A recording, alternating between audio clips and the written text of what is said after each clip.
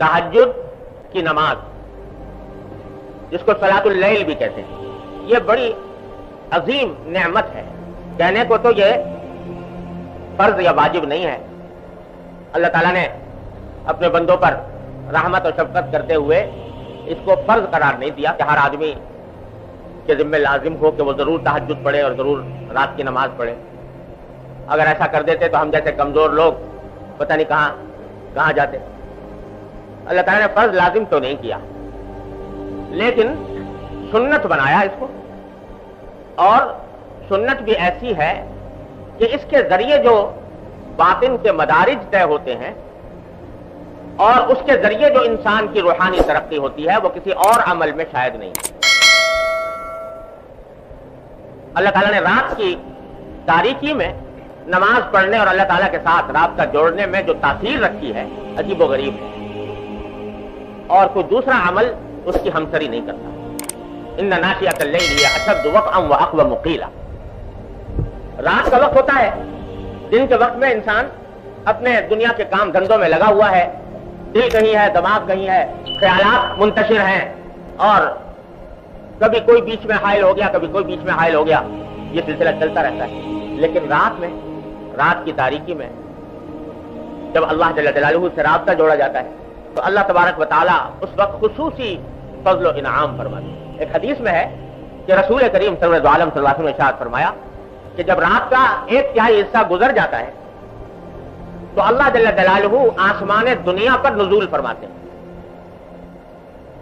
और उनकी तरफ से यह ऐलान आम होता है कि है कोई मग़फ़िरत तलब करने वाला जिसकी मैं मग़फ़िरत करूं, है कोई रिज़्क़ मांगने वाला जिसको मैं रिज़्क़ दूं, है कोई जो मुब्तलाए आज़ार हो, मुसीबत में मुब्तला हो, जिसको मैं आफियत अता करूं। अल्लाह जल्ल जलालुहु की तरफ से यह ऐलान हो रहा होता है पहले 1/3 रात गुजरने के बाद। मुसलसल यह ऐलान अल्लाह ताला की तरफ से जारी रहता है सुबह तक। तो गोया अल्लाह जल्ल जलालुहु की खुसूसी रहमत मुतवज्जह होती है इन औकात में अपने बंदों की तरफ, और जो बंदे उस वक्त में अल्लाह जल्ल जलालुहु से अपना राबता जोड़ते हैं और ताल्लुक कायम करते हैं, वो अल्लाह ताला की इन रहमतों के सजावार होते हैं। बड़ा कीमती वक्त है जो अल्लाह तबारक व तआला ने ये रखा है, और इस रात की नमाज में बड़ी ही अजीम फजीलत रखी है। और आप सहाबे किराम को क्योंकि नमाज फर्ज नहीं थी, तरगीब देते थे। चुनांचे एक हदीस में आता है कि हजरत अब्दुल्लाह इब्न उमर रज़ी अल्लाह तआला अन्हु जो हजरत फारूक आज़म के साहबजादे हैं, ये अपना वाक़या बयान करते हैं कि मैं देखता था कि बहुत से लोग रसूल करीम सल्लल्लाहु अलैहि वसल्लम की खिदमत में आकर अपने ख्वाब बयान किया करते थे। फजर के बाद जब हुजूर तशरीफ फरमा होते मस्जिद में तो लोग आकर बयान करते हैं कि या रसूलल्लाह मैंने आज रात में यह ख्वाब देखा, आज रात में यह ख्वाब देखा। और बाद औक़ात रसूल करीम सल्लल्लाहु अलैहि वसल्लम उन ख्वाबों की ताबीर भी बयान फरमाते थे कि इस ख्वाब की ये ताबीर है, इस ख्वाब की ये ताबीर है। तो हज़रत अब्दुल्लाह इब्न उमर रज़ियल्लाहु अन्हु फरमाते हैं कि मेरे दिल में भी आरज़ू पैदा हुई कि मैं भी कोई ख्वाब देखूं और हुजूर अक़दस सल्लल्लाहु अलैहि वसल्लम से उसकी ताबीर मालूम करूं। लेकिन मेरी नींद ऐसी थी कि मुझको ख्वाब नहीं आते थे नींद में, लेकिन तमन्ना ये होती थी कि जैसे और लोग ख्वाब बयान कर रहे हैं तो मैं भी बयान करूं और मेरी ताबीर हुजूर अलैहिस्सलाम अता फरमाएं। तो फरमाते हैं इसी तमन्ना में एक रात में सोया तो मैंने ख्वाब देखा, और उस ख्वाब की तफसील उन्होंने रिवायत में बयान की कि ये देखा। खुलासा उस ख्वाब का यह है कि 2 फरिश्ते जैसे आए और मुझे ले गए, और एक रस्सी थी वो आसमान की तरफ जा रही थी, और उन्होंने मुझसे कहा फरिश्तों ने कि तुम इस रस्सी को पकड़ के ऊपर चढ़ जाओ। यह ख्वाब मैंने देखा तो मुझे बड़ी खुशी हुई कि आज मुझे मौका हुआ है कि मैं रसूल करीम सल्लल्लाहु अलैहि वसल्लम से ख्वाब बयान करूं और उसकी ताबीर लूं। लेकिन बराह रास्त नबी करीम सल्लल्लाहु अलैहि वसल्लम की खिदमत में हाजिर होकर ख्वाब बयान करते हुए मुझे कुछ झिझक सी हुई जो खुद बयान करूं। उम्मुल मोमिनीन हफ्सा रज़ियल्लाहु तआला अन्हा, तो मैंने उनसे जिक्र किया कि मैंने आज रात ये ख्वाब देखा है और तुम्हें अगर किसी वक्त मौका मिले तो हुजूर अक़दस सल्लल्लाहु अलैहि वसल्लम को यह ख्वाब बयान करके आपसे ताबीर मालूम करना। तो कहते हैं हफ्सा ने नबी करीम सल्लल्लाहु अलैहि वसल्लम से मेरा ख्वाब बयान किया। बाद में मैंने उनसे पूछा कि क्या जवाब दिया रसूल करीम सल्लल्लाहु अलैहि वसल्लम।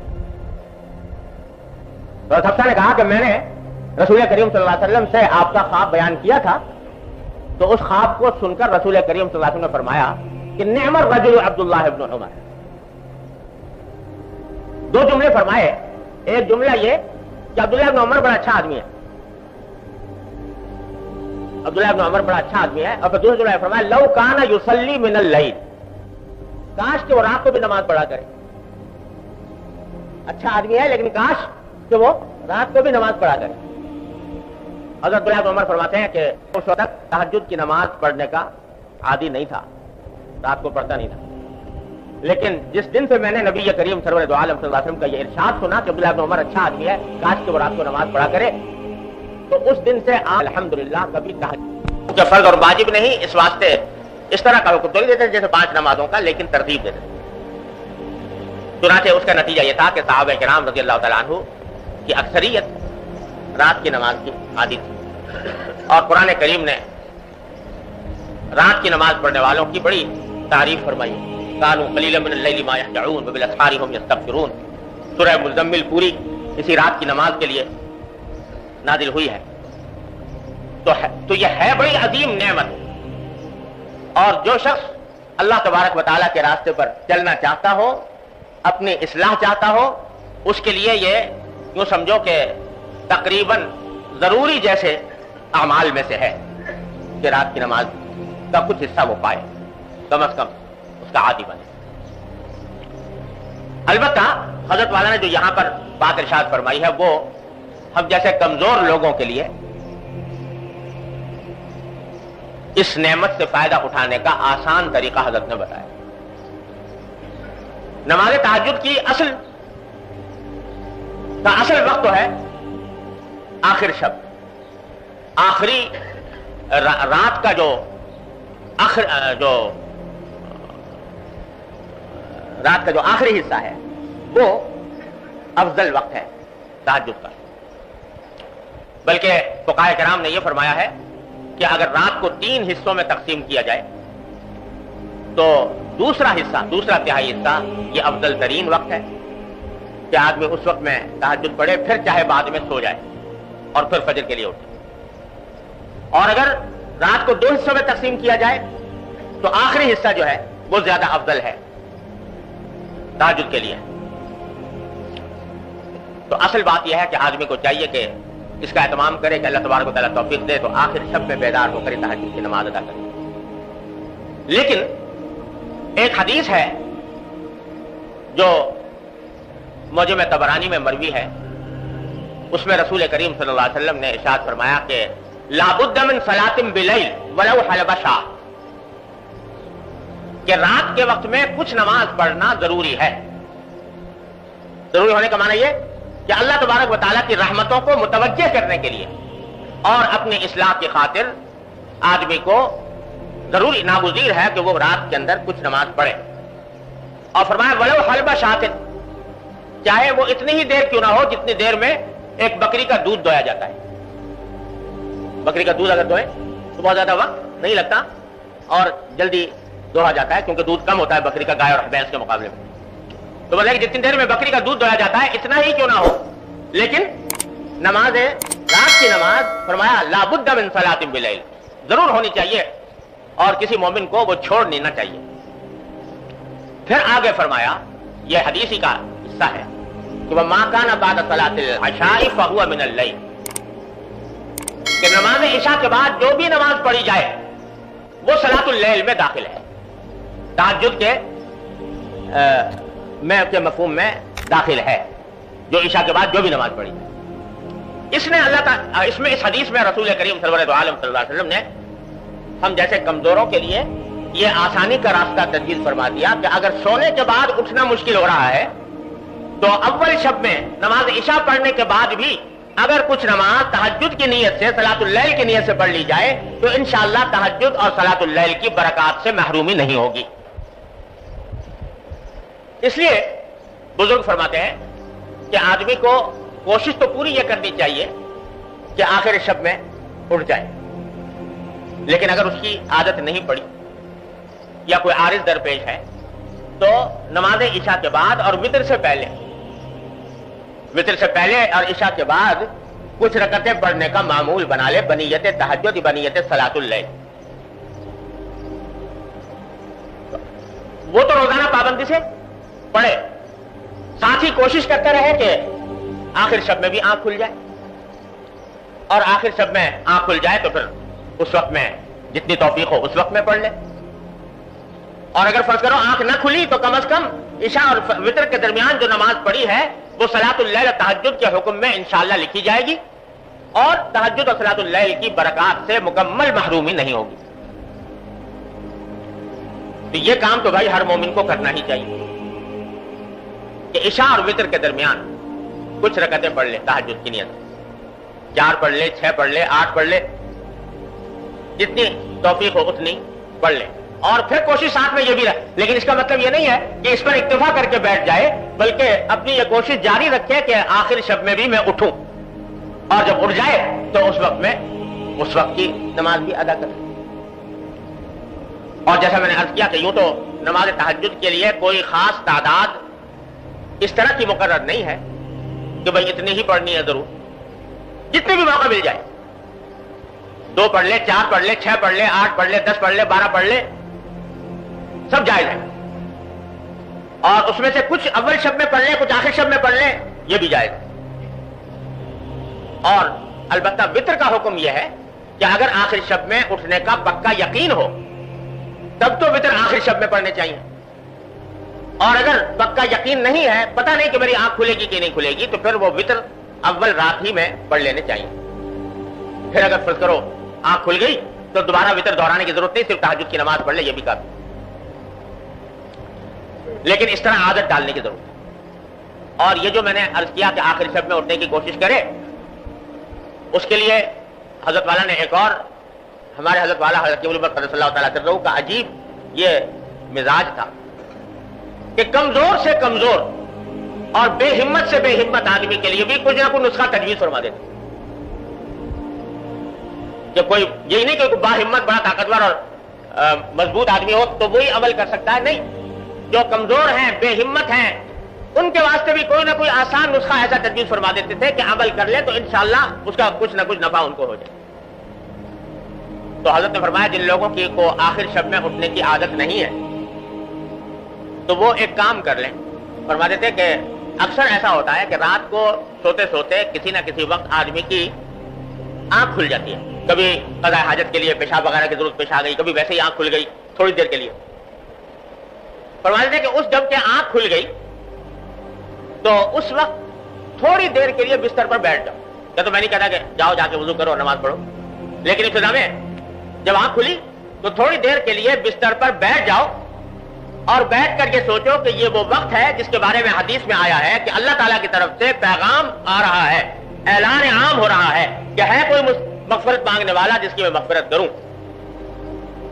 تو یہ تصور کر کے تھوڑی دیر کے لیے دعا کر لو بیٹھ کے. ایک تو اپنی مغفرت کی دعا کر لو، اور دوسرے اس بات کی دعا کر لو کہ یا اللہ مجھے تہجد میں آخر شب میں اٹھنے کی توفیق نہیں ہو رہی، اپنے فضل و کرم سے مجھے یہ توفیق عطا فرما دیجئے. فرمایا یہ دعا کرو، پڑھ کے سو جاؤ. حضرت فرماتے ہیں اگر اتنا ہی کر لو تو جو آدمی یہ کام کر لے گا پابندی سے تو انشاءاللہ اللہ تعالیٰ کی طرف سے اس کو توفیق ہوگی اور ضرور ہوگی انشاءاللہ، اگر پابندی سے کام کر لے. تو ہمارے حضرت والا حضرت ابو بکر صلی اللہ تعالیٰ عنہ فرماتے تھے کہ حقیقت کا مزاج یہ تھا کہ وہ لوگوں کو لانے کے لیے آسان سے آسان تجویز بتاتے تھے. جیسے دانہ ڈالا جاتا ہے نا جانور کو، تو اس طریقے سے دانہ ڈالتے تھے. اور تجربہ یہ ہے کہ جو شخص یہ کام کر لے گا پابندی سے، جب بھی آنکھ کھلے بیٹھ جائے چند لمحے کے لیے اور دعا مانگ لے اللہ تعالیٰ سے، انشاءاللہ وہ تہجد کی برکات سے محروم نہیں رہے. ہمارے حضرت والا حضرت ڈاکٹر صاحب قدس اللہ تعالیٰ سے اللہ تعالیٰ ان کے درجات بلند فرمائے، وہ فرمایا کرتے تھے کہ میاں یہ جو انسان کا نفس ہے نا، اس نفس کو قابو میں کرنے کے لیے کبھی کبھی اس کے ساتھ تدبیر سے کام لینا پڑتا ہے. اور پھر اپنی مثال دینے لگے، حضرت والا اپنی مثال دینے لگے. یہ آخر دور کی بات ہے جب عمر زیادہ ہو گئی تھی، 80 سال سے زیادہ متجاوز ہو گئی تھی. اور جب سے حضرت والا سے حضرت عمر قدس اللہ تعالیٰ سدہ سے تعلق ہوا تھا تو ماشاءاللہ تہجد کے عادی تھے اور 2 گھنٹے کے اذکار تمام 2 گھنٹے مسلسل اذکار میں صرف فرماتے تھے. تو پھر فرمانے لگے کہ رات میری جب تہجد کے وقت میں بیدار ہوا تو طبیعت میں بڑی کشمکشاہٹ تھی، سستی، طبیعت تھکی ہوئی تھی اور اٹھنے کو دل نہیں چاہ رہا تھا. یہ میں بات کر رہا ہوں اس وقت جبکہ 80 سال سے عمر متجاوز ہو چکی تھی، جوانی کی بات نہیں ہو رہی ہے، بڑھاپے میں بھی 80 سال سے زیادہ عمر. تو فرمانے لگے کہ طبیعت میں کشمکشاہٹ پیدا ہوئی اور دل نے یہ کہا کہ بھائی تمہاری طبیعت خراب چل رہی ہے، کمزور ہو، تھکے ہوئے ہو، نیند بھی ضروری ہے صحت کے لیے، اگر نیند پوری نہ ہوئی تو بیماری ہونے کا اندیشہ ہے. تو ایسے میں تہجد کوئی فرض واجب تو ہے نہیں، لہذا اگر ایسے حالت میں چھوٹ جائے تو کیا مذائقہ. یہ طبیعت میں خیال وارد ہوا. تو جب یہ خیال آیا تو میں نے یہ کہا کہ ٹھیک ہے، واقعتاً تہجد کوئی فرض واجب نہیں ہے اور کوئی ضروری نہیں کہ آدمی اس حالت میں بھی جبکہ کمزور ہے، بوڑھا ہے، ضرور کرے. لیکن میں نے کہا کہ دیکھو یہ رات کا وقت ہے جس میں اللہ تعالیٰ کا منادی آواز لگا رہا ہے کہ ہے کوئی مغفرت کرنے والا جس کی مغفرت کروں، ہے کوئی رزق مانگنے والا جس کو رزق دوں. تو اس رات میں اللہ تعالیٰ کی طرف سے منادی ہو رہی ہے تو یہ اچھا نہیں لگتا کہ بستر پر پڑا رہوں. چلو ایسا کرو، نماز نہ پڑھو، اٹھ کے بیٹھ جاؤ اور بیٹھ کے تھوڑی سی دعا کر. تو کہتے ہیں یہ خیال لا کر میں بیٹھ گیا، میں نے بٹھا لیا اپنے آپ، یہ خیال لا کر دعا کرنی شروع کر دی. جب دعا کرنی شروع کی تو پھر میں نے کہا کہ بھائی یہاں تک تو آ گئے، دعا کرنی شروع کر دی، تو یہ دعا بغیر وضو کے کر رہے ہو تو ذرا سا آگے بڑھ کے وضو کر لو. وضو کر کے اگر دعا کرو گے تو اس میں زیادہ برکت ہوگی. نہ پڑھنا نماز، لیکن وضو کر کے دعا کر لو. یہ دل کو سمجھایا اور جا کر میں نے وضو کر لیا، وضو کر کے دعا کرنے بیٹھ. تو پھر بعد میں دل کو کہا کہ یہ یہاں بستر میں بیٹھ کے کر رہے ہو، مصلی میں بیٹھ کے کر لو یہ دعا. تو کرنے لگے، میں مصلی پہ جا کے جب پہنچا تو بس اللہ اکبر کر کے نیت بات جلدی سے. تو فرمایا کہ انسان کو اپنے نفس کو اس طرح بہلانا پڑتا ہے تب جا کر وہ قابو آتا ہے. جس طرح وہ تمہیں چکر دیتا ہے اور وہ تمہیں بہکاتا ہے تو تم بھی اس کو چکر دو اور تھوڑا سا اس کو بہلا کر لے جاؤ، تھوڑا سا آگے بڑھاؤ. اور تجربہ یہ ہے کہ جب آدمی اپنے نفس کو اس طرح قابو کرنا چاہتا ہے تو اللہ تبارک و تعالیٰ کی طرف سے مدد بھی ہوتی ہے. تو بھائی حضرت والا یہاں پر یہ فرما رہے ہیں کہ بھائی اگر فرض کرو آخر شب میں اٹھنے کی توفیق نہیں ہو رہی تو اتنا کر لو کہ اول شب میں ہی عشاء کے بعد کچھ نماز بطور تہجد پڑھ لیا کرو اور اس میں یہ نیت رکھو کہ انشاءاللہ آخر شب میں بھی اٹھیں گے. تو حضرت فرماتے ہیں کہ طبرانی کی روایت میں اس کی صاف تصریح ہے کہ اگر کسی کو افضل طریقے کی ہمت نہ ہو تو چھوڑ دینے سے اس جائز پر عمل کر لینا بہتر ہے. اسی طرح بیداری کا اگر یقین نہ ہو تو بعد عشاء سب معمولات کو ادا کر لینا بہتر ہے. یہ کام تو بھائی ہر مسلمان کو اس سے محروم نہ رہنا چاہیے. جب اللہ تعالیٰ نے اتنی آسانی پیدا فرما دی تو اس سے محروم نہ رہنا چاہیے. عشاء کے فرضوں اور سنتوں کے بعد اور وتر سے پہلے یہ چند رکعتیں تہجد کی نیت سے پڑھ لی جائیں. اور یہ چونکہ نفلیں ہیں اور نفلی عبادتوں میں اللہ تبارک و تعالیٰ نے بڑی وسعت رکھی ہے، توسع رکھا ہے. اس میں بہتر یہ ہوتا ہے کہ ذرا طویل قرات ہو، طویل رکوع ہو، طویل سجدے ہوں اور رکوع اور سجدے کے اندر جو معصور دعائیں ہیں وہ بھی پڑھنی، مسنون دعائیں جو رسول کریم صلی اللہ علیہ وسلم قرآن کریم کی دعائیں یا نبی کریم صلی اللہ علیہ وسلم سے جو دعائیں مسنون طور پر ثابت ہے مناجات مقبول وغیرہ میں جو لکھی ہوئی ہے وہ سجدے کی حالت میں، رکوع کی حالت میں مانگتے رہنا، یہ بھی نبی کریم صلی اللہ علیہ وسلم کی سنت. حضرت عائشہ رضی اللہ تعالیٰ عنہ بیان فرماتی ہے کہ ایک مرتبہ رات کو میری آنکھ کھلی تو میں نے نبی کریم صلی اللہ علیہ وسلم کو اپنے بستر پر نہ پایا.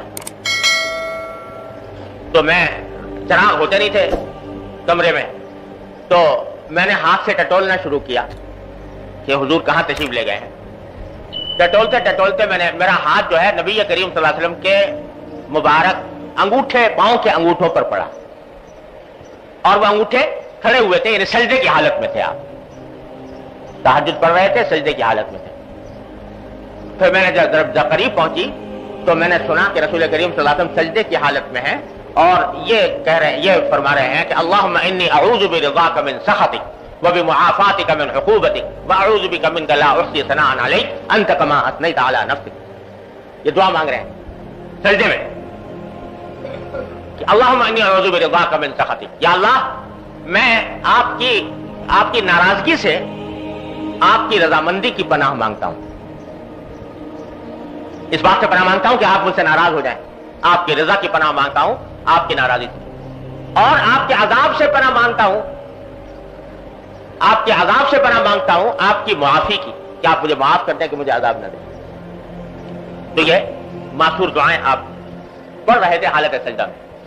اس لیے تمام نفل نمازوں میں بالعموم اور تہجد اور صلاۃ اللیل میں بالخصوص رکوع میں اور سجدے میں علاوہ جو اس کے اذکار ہیں سبحان ربی العظیم, سبحان ربی الاعلیٰ وغیرہ, اس کے علاوہ جو دوسرے دعائیں ہیں دوسری وہ بھی پڑھی جا سکتی ہیں. اور جب آدمی ذرا اہتمام اور توجہ سے یہ دعائیں پڑھے تو صلاۃ اللیل کا لطف اور اس کے ذریعے اللہ تبارک و تعالیٰ کے ساتھ تعلق میں قوت ایسی پیدا ہوتی ہے کہ جو اور کسی عمل میں مشکل سے ہوتی ہے. رات کی نماز میں اللہ نے بڑا عجیب معاملہ رکھا ہے. حضرت شیخ عبد القادر جیلانی رحمۃ اللہ علیہ, اللہ تعالیٰ ان کے درجات بلند فرمائیں, یہ آپ سب جانتے ہیں بڑے درجے کے اولیاء اللہ میں سے ہیں.